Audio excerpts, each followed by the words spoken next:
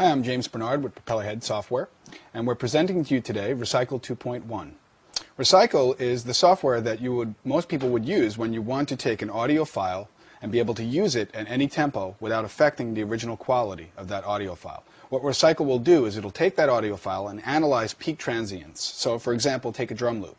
It'll look at that drum loop and it'll slice it up into a kick, the snare, the hat, the kick, the snare, the hat, so that you have individual slices of all those transients. And then when you change tempo, what it'll do is move those slices further apart, as opposed to stretching and changing the quality of the sound. We also have the ability to fill in the gaps that might exist if you do really large jumps in tempo, so that you don't hear any of the spaces between the slices. So here is how you use Recycle. It's a rather simple process. I have a drum loop here that I've loaded up, and quite obviously when you listen to this drum loop, it's not starting on the one and it's not turning around properly. It's not a proper loop. Okay, so I'm going to use Recycle to find my start and end point to this loop and then slice it up so that I can then use it in any music that I want at any tempo. So what we're going to do is in Recycle here we have a sensitivity slider, and as I move that sensitivity slider up to the right, it starts to generate those hit points or those slices. The first one that you can see that just got generated is my start point. You can listen to it. And I'm going to want to have this loop start there. So I'm going to take my left position located here at the bottom of the screen, click on it and drag it to that slice. So I now have my start point. And then over here at the end, I know I had 2 extra kicks. So I'm going to take my right locator and drag that to the beginning of that first kick. So now when I listen to my loop,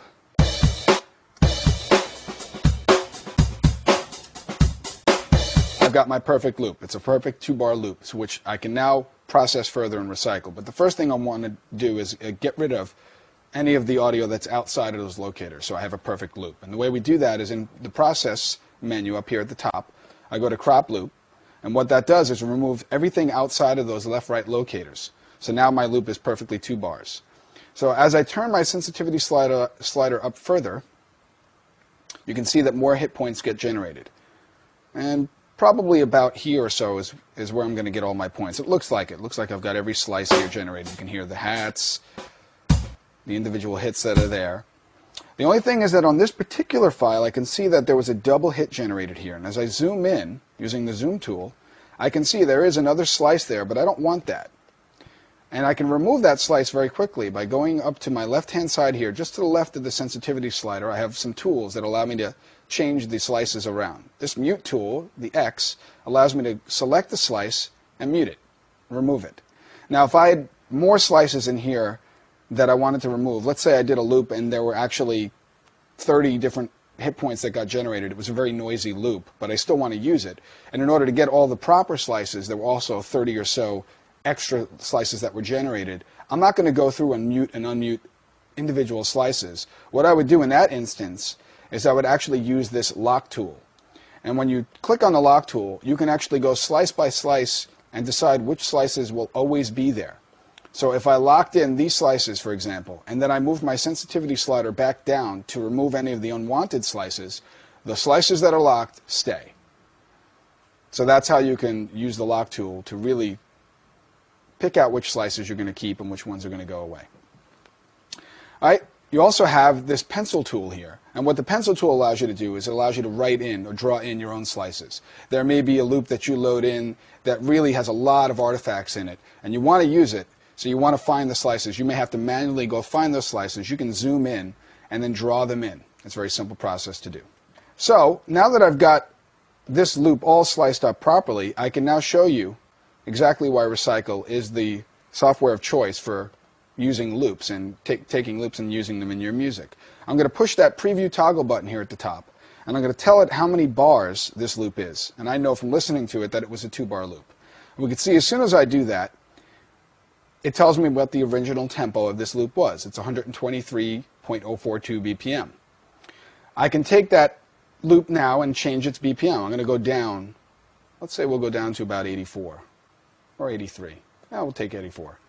So when I listen to it now, you're going to hear something that I'm going to show you that stretch percentage and how that fills in the gaps. So you can hear the slices there because we did quite a drastic change in tempo. But if I take this stretch percentage knob here and turn it all the way up, now you're not going to hear those slices. Okay, so that allows you to use this drum loop at quite a drastic change in tempo here. I went almost 40 BPM down from the original loop, and I'm not hearing any artifacts or any weirdness. The snare is still crisp and tight, the kick is still punchy, everything's still the way it was. So now I can take this loop and I'm going to save it down to the desktop.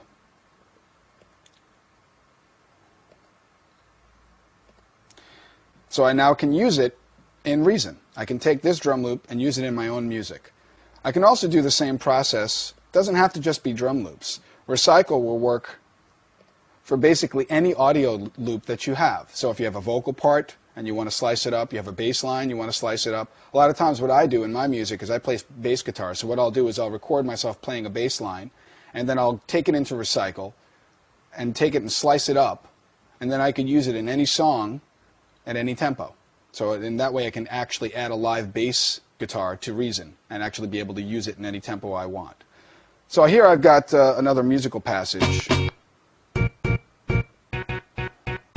Okay, and I want to take this and slice this up to be able to use this. So as soon as I turn my sensitivity slider up, this one's fairly defined as far as where the start points are for each one of these hits. So it's a pretty simple slice and recycle. And now again, I'm going to go to my preview toggle, tell it the bars, turn my stretch percentage up, and bring my tempo down.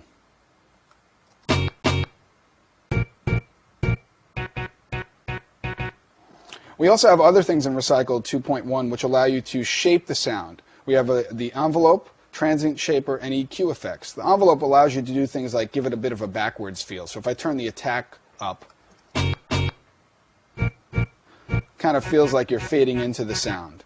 So that can kind of take out some of the attack transients in the sound. We can go to the transient shaper and you can apply something like compression or limiting to really take the sound and change it. You can also take the EQ and maybe filter out or boost certain frequencies that you want. And then once you do that, you save that file down and it's been processed and it's ready to use in Reason. So I'm going to do that with this as well. We're going to save this to the desktop. Okay, and now we'll open up Reason. And I'm going to create a new song here. And what I'm going to do in this song is just use two Rex players, two Dr. Rex loop players. I've got one there and another one. And I'm going to go find those loops. There's my drum loop. And then my musical passage. Okay, so these are now both in Reason, and they're going to play at whatever tempo Reason is set to. Regardless of what I save them at, they're going to play at the tempo of Reason. So I want to put them to the track. I'm going to go with that drum loop first. Now when Recycle slices it up, it does more than just slice it up into individual parts. It also extracts the groove from that file so that you keep the same feel. For example, with this live drum loop, it keeps the exact same feel of that drum loop. It saves it as a MIDI file.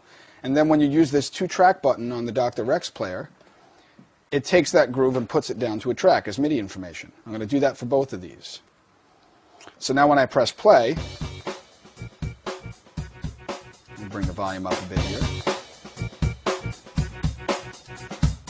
You can hear that it's playing back at the tempo of the Reason song. So I'm going to change that and bring that down to 93. So very quickly, I've got those loops that I just put into Recycle, and I'm able to start using them in my music. Let's say I wanted to change the whole feel of that. I could take these files that I had that were recorded with a different feel and give them an extreme shuffle. Let's say they're a little too rigid for me. I can go into Shuffle, select those tracks, hit the shuffle percentage, because now they exist as MIDI information, and now I've got a real shuffled feel.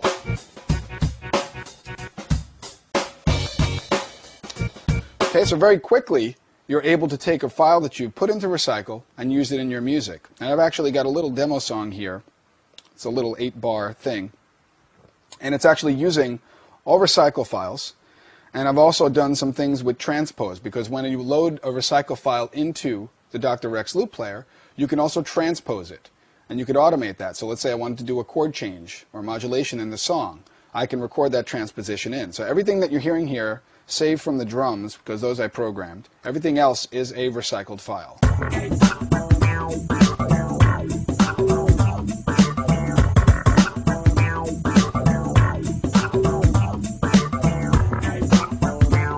So there's the transposition there. Chorded that in to go down in the keys.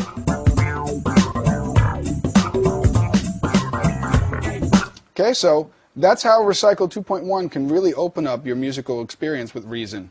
When you use Recycle, you really have a whole nother palette of sounds that you could add when you're using Reason to create your music. That's Recycle 2.1.